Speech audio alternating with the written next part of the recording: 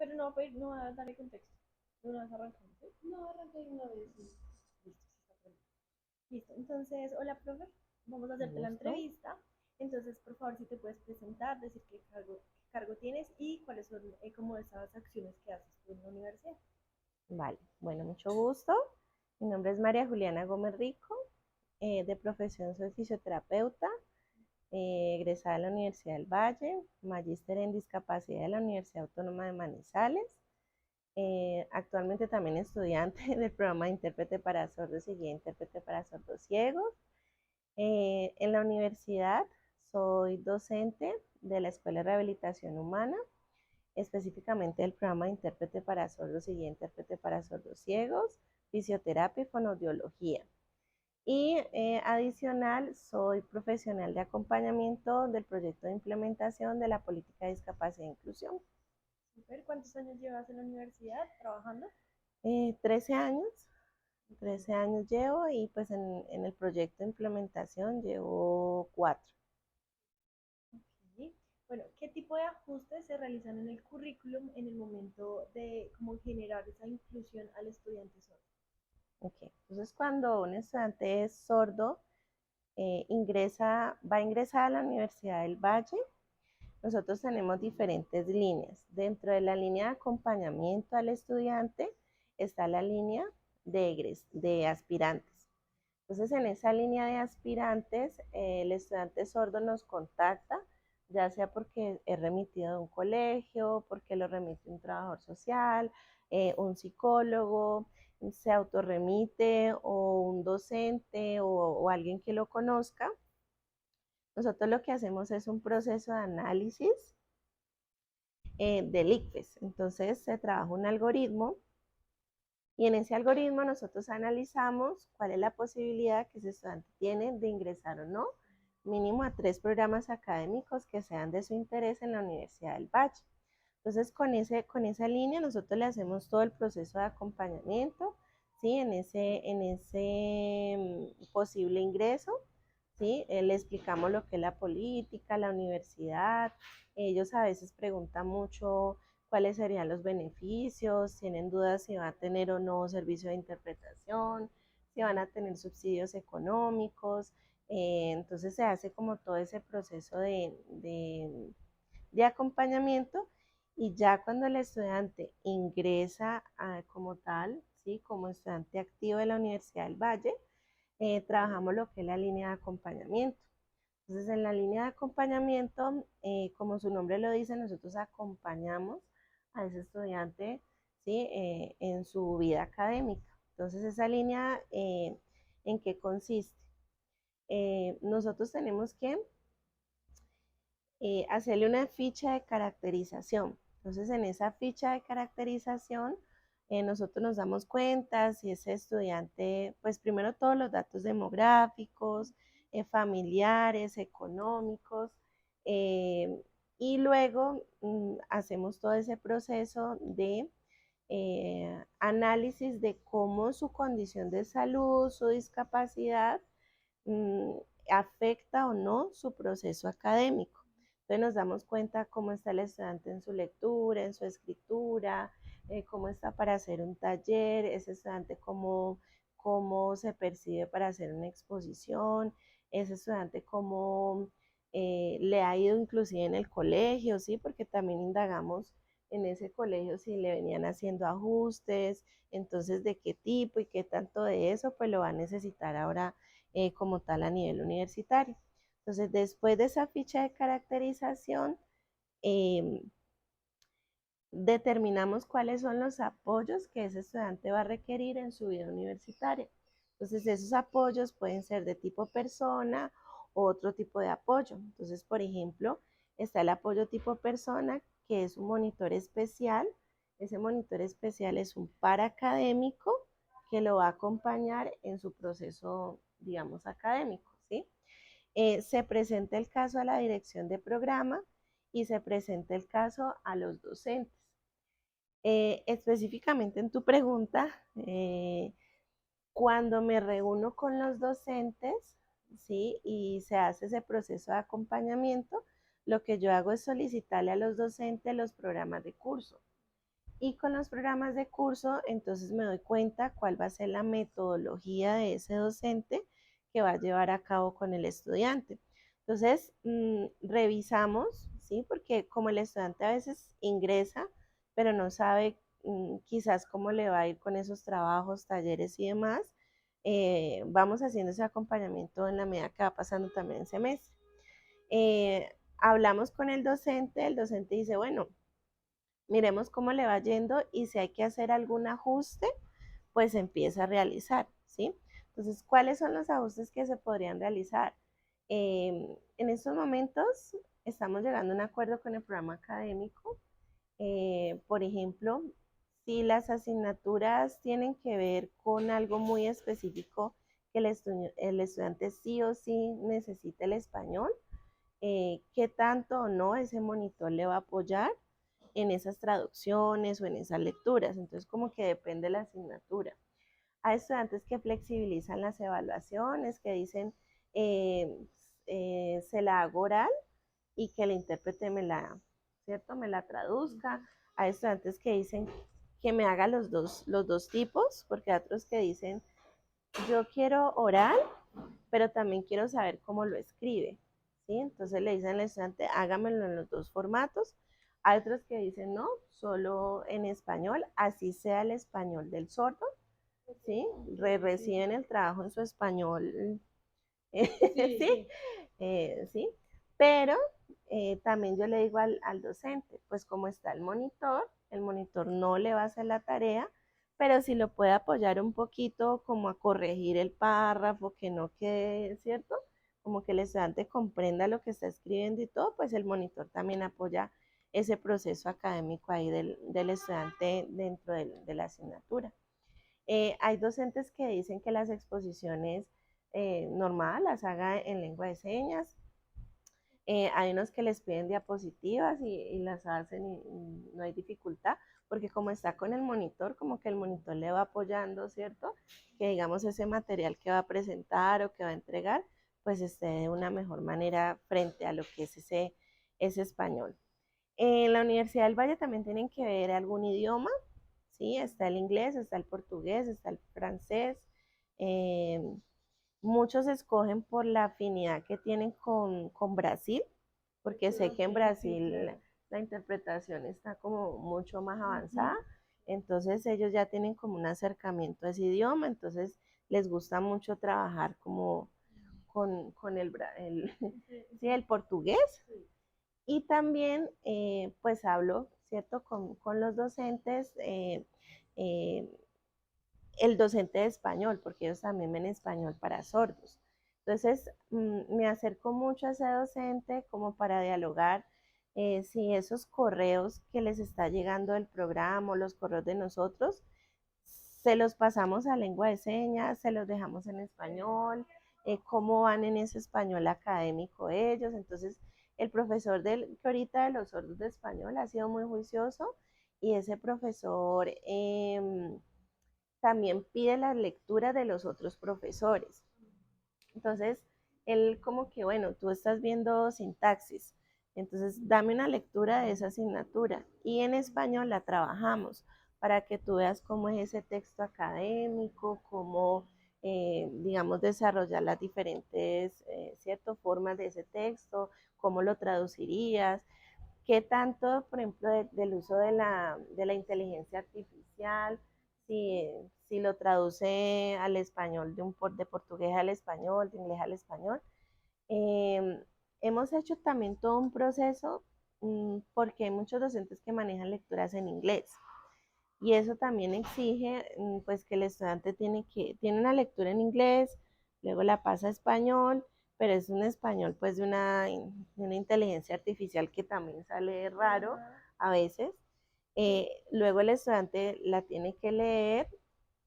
Entonces, ¿cómo se reúne con el monitor? La leen juntos, si tiene preguntas o demás. Y también se están haciendo lo que se llama como unas jornadas de lectura. Entonces el estudiante se reúne con los intérpretes hacen una interpretación en vivo, van traduciendo algunas lecturas mientras está el monitor leyendo y van como preparando la lectura.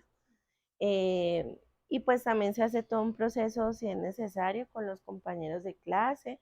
Ellos también pues son estudiantes que son oyentes, que no saben lengua de señas, entonces les tocó hacer un taller, un trabajo con ellos, ¿sí? Ese reconocimiento del otro, de la diversidad del otro, entonces también nosotros como política, como que indagamos ahí el proceso. Profe, digamos, ¿cuántos estudiantes, sabes cuántos estudiantes sordos hay actualmente en la universidad? Sí, que sean reportados en la política de discapacidad, 3 estudiantes sordos y los 3 son del programa de interpretación para sordos y intérprete para sordos ciegos. Anteriormente han habido otros estudiantes sordos en ingeniería, han sido sordos oralizados, entonces pues ha sido como otro, digamos, proceso. Y estudiantes con hipoacusia que pues tienen audífono o implante coclear. Listo, profe. Y una pregunta. En el momento de ingresar a la universidad, a este tipo de estudiantes se les realiza una prueba antes, pero también durante y después, ¿o cómo funciona? Como una prueba específica académica o que evalúe habilidades y demás, no. O sea, realmente no. Como para su ingreso, no. Ya es como lo que nosotros indagamos para darnos cuenta quizás desde ese proceso que viene del colegio, cómo viene. Pero que haya una prueba específica, no. Ahora bien, la política de discapacidad trabaja con diferentes instancias universitarias. Entonces, si yo veo que ese estudiante, por ejemplo, tiene dificultades con la lectoescritura, yo podría hacerle una remisión a una estrategia que se llama GRACA, que es todo el apoyo a la cultura académica, ¿sí? A esos procesos de lectoescritura. Si el estudiante tiene, por ejemplo, alguna situación a nivel psicológico, pues se hace esa remisión como a bienestar universitario, el servicio psicológico. Entonces ya esas áreas pueden manejar algunas pruebas específicas, pero como tal en la política de discapacidad que nosotros hagamos una prueba, no. ¿Sí? Profe, ¿qué tipo de capacitación le hacen a los docentes cuando tienen un estudiante sordo? Y si se les notifica antes de que el estudiante ingrese de que van a tener un estudiante Ok. Bueno, mm, son varias cosas ahí. sordo. eh, el estudiante, mm, cuando llega a la universidad, no siempre llega directamente al proyecto de la política, ¿cierto? ¿Por qué? Porque ellos les hacen una entrevista de caracterización cuando se inscriben, pero eso es información sensible, entonces esa información, como hace parte como de un consentimiento informado, no siempre nos dicen, ay, mira, va a llegar 50 estudiantes a la universidad con discapacidad. Entonces ellos arrancan el semestre y probablemente puede que uno no se dé cuenta. ¿Sí? Hasta que llegó por allá a la clase y se encontró que no había o había o lo que fuera, entonces, puna, y si vea, entonces, ¿sí? Habrá otros estudiantes con otros tipos de discapacidad que llegan segundo, tercero, cuarto, y cierto, pero en particular estos estudiantes sordos, pues como sí tienen un proceso y con lo del el servicio de interpretación y demás, por lo general sí nos damos cuenta antes de. Los estudiantes de la Universidad del Valle ya son adultos, ¿sí? Manejamos mucho lo de la figura de interdicción. Mm, ellos también pueden decidir, quiero o no que hables con mi docente o no, estoy bien, ¿sí? Por ejemplo, ahorita una de las estudiantes me dijo, no, yo no necesito que hables con mis profes, estoy bien, no, no hay problema. Entonces, yo no puedo ir a hablar con los docentes y decirles, mira, es que su estudiante tiene esto, porque también parte de si ellos quieren o no que se haga ese proceso de acompañamiento. Eh, Cuando el estudiante acepte y dice, sí, yo quiero ser acompañado, eh, no sucede siempre, y eso sí lo tengo que decir, en la primera semana, porque en la política somos en este momento 5 profesionales, pero son 126 estudiantes con discapacidad en la universidad. Entonces, más o menos cada una tenemos día 30. ¿Sí? Entonces yo tengo que citar los 8 profesores de las 8 asignaturas que esos 30 estudiantes pues hayan matriculado, ¿sí? Entonces no siempre puedo garantizar que en la primera semana del semestre o antes de que le llegue ya, ¿sí? Va a tener pues como es. Exacto. Entonces lo que nosotros tenemos es como una escala, como le llamamos y pues ahí como con colores los rojos, que son los de alto acompañamiento, los de medio acompañamiento y los de bajo, y en ese orden pues como que vamos haciendo el proceso. Los sordos por la general son alto acompañamiento, ¿sí? O sea que sí son de los primeros. ¿Qué sucede? Todos los profesores en la Universidad del Valle no son nombrados. Muchos de ellos son contratistas. Al ser contratistas, eh, inician cuando inicia el semestre. Entonces, si las inscripciones a la universidad son en junio o julio, y es lo que nosotros llamamos el periodo intersemestral, pero el semestre arranca en agosto, yo no voy a tener ese profesor disponible antes de, sino que me toca citarlo cuando ya arrancó el semestre. Hago la citación, a veces están todos, a veces me toca uno por uno, eso depende también de los tiempos de cada docente, pero entonces cuando nos hacemos con ese profesor, las capacitaciones van, ¿qué es discapacidad? ¿Qué es diversidad? ¿Sí?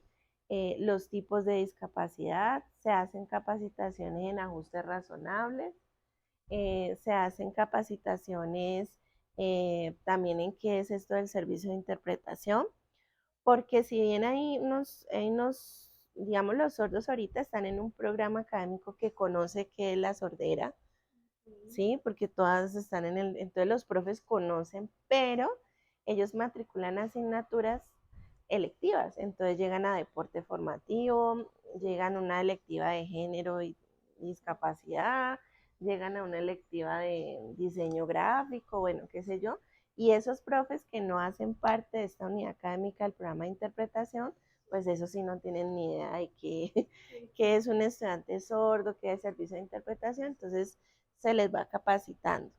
En contenidos digitales accesibles, nosotros tenemos con la DACA, que es la Dirección de Académica. La DACA hacemos unos cursos de cómo hacer un PowerPoint que sea accesible, cómo hacer unas diapositivas accesibles, qué es un PDF accesible, qué es un Excel accesible. Entonces como que los profes, ¿cierto?, se van inscribiendo y van haciendo pues estos cursos. Okay. ¿Y algo de lengua de señas o braille adicional, algún curso a los docentes?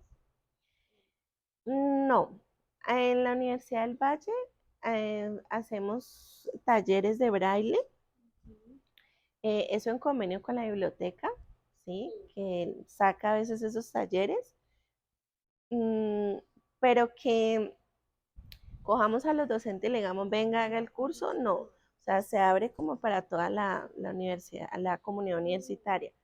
Y sí se han hecho talleres de lengua de señas abiertos también para la comunidad universitaria.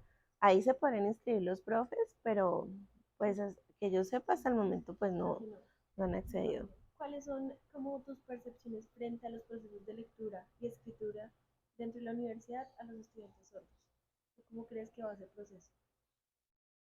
Bueno, ese es un tema álgido. Eh, Aquí hay una particularidad y es que ellos están en un programa académico en donde van a ser traductores. Entonces, digamos que es diferente porque a ellos se les está exigiendo el español y un buen español porque van a ser traductores, ¿sí?, dentro de su misma carrera. Entonces, a veces entramos en controversia con los docentes porque dicen, no, ellos tienen que aprender español sí o sí porque van a ser traductores, ¿sí? Pero sí nos damos cuenta de que el español de ellos, pues, mi percepción es muy deficiente, ¿sí? A veces, y te lo digo, ayer me pasó, yo no le entendía a uno de ellos qué era lo que me estaba escribiendo. ¿Sí? Yo hasta que le dije, no, mándeme un video porque, o sea, no te entiendo qué me estás diciendo, ¿sí? Cuando hablo con ellos por WhatsApp, ahí, o sea, uno nota que realmente el español es muy bajo, ¿sí? No les comprendo. Y por lo mismo, digo, bueno, ¿cómo estarán haciendo, cierto, esa entrega de esos trabajos? Porque pues, digamos que hay asignaturas que son muy complejas. Una asignatura de sintaxis, de semántica, ¿sí? Son asignaturas que es un lenguaje que inclusive para uno mismo en español es complejo, ¿sí? Pero ellos entregando esos trabajos, entonces siempre estoy como de la mano con el monitor que me vaya contando cómo va, qué tanto está, ¿cierto? Avanzando o no. Siempre con esa consigna de no le hagas el trabajo, sino que déjalo que él haga su primer párrafo, que te lo diga, que lo vaya escribiendo y tú le vas corrigiendo en la medida que se va dando la situación. Pero realmente sí, ellos les hace falta muchos procesos de lectura y de escritura, pero también parte del compromiso de ellos con su proceso académico. ¿Sí? Si yo lo remito, digamos, a Graca o hacemos un grupo de estudio, ¿qué tanto ellos acceden o no? Hubo un profesor que hace un semestre se ofreció a trabajar con ellos en esta parte del español y demás, y ninguno de los tres sordos hizo el proceso, ¿sí? O sea, como que uno sintiera como que solo están asistiendo a clase. Trabajan toda la mañana hasta la 1 o 2 y luego de clase de 3 a 8 y luego se reúnen con el monitor quizás de 8 a 10. Entonces, ¿en qué momento tú estás haciendo procesos extra sí, de avance? Entonces, siento que esa es como una dificultad muy grande. Yo tengo una pregunta, no es de la entrevista. Bueno, aporto, y creo que ya sé la respuesta. Esos estudiantes sordos que se están formando para ser intérpretes, ¿hacen la clase con los estudiantes oyentes que también están formando para ser intérpretes? Sí, No. sí. Sí, los estudiantes, tenemos clases, pues ahorita híbridas, Sí. porque pues estamos como con gente, digamos que el programa académico lo aperturaron así para permitir que tuviera un impacto a nivel nacional, o sea, graduar intérpretes para toda Colombia. Entonces hicieron esa apertura. Uno de los estudiantes vivía aquí en Cali, no consiguió trabajo y se fue a vivir a Medellín. El otro siempre estaba en Bogotá y la otra estudiante apenas ingresó hace un año también en Bogotá. Entonces, como que siempre han estado, ven las clases con nosotros. Eh, es complejo, ¿sí? Por lo que quizás uno podría decir que estamos en la clase y el profesor va hablando, hablando, el estudiante hace exposiciones y el intérprete está tin, tin, tin, tin, tin, traduciéndole. ¿Qué tanto de esa información está o no entendiendo? Pero también siento que qué tanto el estudiante también participa y aporta, ¿sí? Como hey, no estoy entendiendo, esto sí, no. Parte mucho también como de la participación. Si le está llegando una información que sí es válida o no, o qué tanto él dice, realmente sí, no, estoy entendiendo, o me están traduciendo, pero no tengo ni idea de qué me están hablando, ¿sí? Profe, ¿consideras que son suficientes los recursos que brinda la universidad?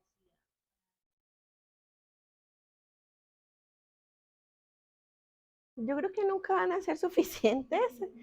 Y también, digamos que en la medida que ellos también vayan avanzando en su proceso y nosotros vamos viendo también las necesidades, ¿sí? De ellos.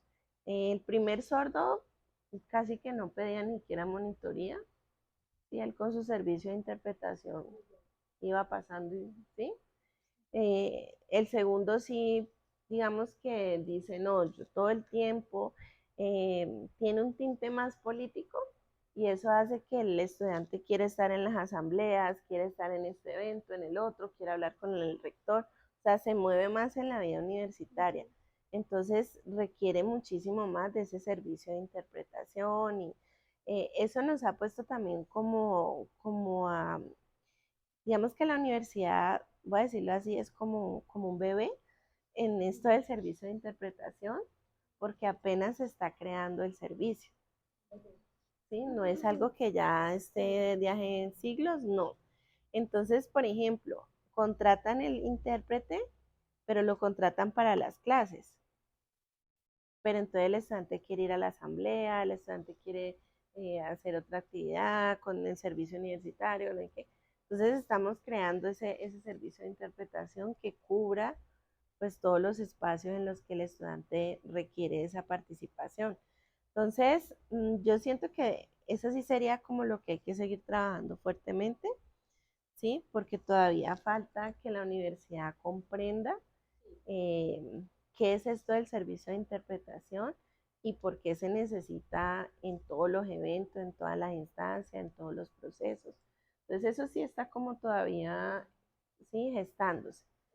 Eh, pero lo que les digo, si hubiese un estudiante que dijera, yo necesito un grupo de lectoescritura especial para los sordos, se podría generar, pero hasta el momento ellos tampoco han pedido algo más. Entonces, como que en la medida de se va gestando, que pueda ser suficiente ahorita, sí, no, depende, digo yo, de las necesidades también que vayan surgiendo. Ya que lo mencionas, ¿cuál crees tú que es el mayor desafío que enfrenta la persona sorda en la universidad? Yo creo que son muchos desafíos. Pues de todas maneras hay muchas barreras todavía, ¿cierto? De tipo actitudinales, docentes que, yo he citado docentes que no llegan a la reunión, ¿sí? Yo les digo, hey, necesito hablar del caso de, y no llegan, ¿sí? Entonces digo, no, pues entonces, ¿cómo vamos a ver los ajustes razonables si no ni siquiera me llegan a la reunión, ¿sí? O me escriben en un correo, yo soy contratista, a mí no me pagan por reuniones extras, ¿sí? Cuando uno sabe que hace parte de su pedagogía. Entonces todavía hay muchas barreras, pero siento que la barrera más grande obviamente siempre va a ser la comunicación, ¿sí? Entonces, ayer hubo una asamblea y el estudiante sordo me dijo, ¿y el servicio de interpretación? Pero no lo solicitaron tampoco, ¿sí? Porque en su concepción pues debería haber interpretación siempre, ¿sí? O el estudiante dice, ay, mañana el rector va a hablar en el auditorio 5 y yo quiero ir. Y entonces empieza la gincana del servicio de interpretación para que vaya esa. Entonces, siento que todavía como no está bien el servicio de interpretación, mmm, eso hace que el estudiante se enfrente a esas barreras que no se puede pues como comunicar libremente con toda la comunidad universitaria. No porque le neguemos el servicio, porque pues el servicio está, pero no está a las 24 horas, ¿sí? No está quizá a las 24 horas. Y adicional, pues obviamente el español sigue siendo algo muy complejo para el estudiante en la vida universitaria, porque toda la información está en español. Si tú te metes a la página web, está en español. Entonces, ¿qué pasa? El estudiante va a solicitar a la sección de desarrollo y promoción socioeconómica un subsidio, está en español. Va a solicitar una cita con psicología, está en español. Entonces, como que el español está ahí 100% y eso hace que o a veces se pierda información que para ellos pudiese ser relevante, porque todo, absolutamente todo el mundo está girando en torno al español. Entonces, ellos se enfrentan mucho a eso, a que toda la información les llegan correos que a veces no comprenden, ellos me mandan las fotos, me dicen, no entiendo eso, qué es lo que me quiere decir el profesor aquí, allá. Entonces, yo siento que es más como la comunicación frente a lo que es quizás en algunos espacios la ausencia de ese servicio de interpretación y el español, ¿sí? Que el mundo todo pues en español. Lo económico también ha influido muchísimo en ellos, y en su instancia universitaria, ellos tienen un subsidio económico que les da la universidad, eh, pero de todas maneras, a veces si no tienen trabajo, pues eso genera otras situaciones que entren en depresión, en una situación psicosocial, porque ahorita los estudiantes que están no son niños o son jóvenes que los papás los sostengan, no, ¿sí? Son personas ya adultas que tienen hijos, los tres sordos tienen hijos, tienen una familia que sostener y tienen que trabajar, entonces eso trae que tenga muchas cuestiones psicosociales que hay que trabajar y económicas. Listo, profe. Eso era todo. Muchísimas gracias Bueno, por tu aporte. de nada, con gusto.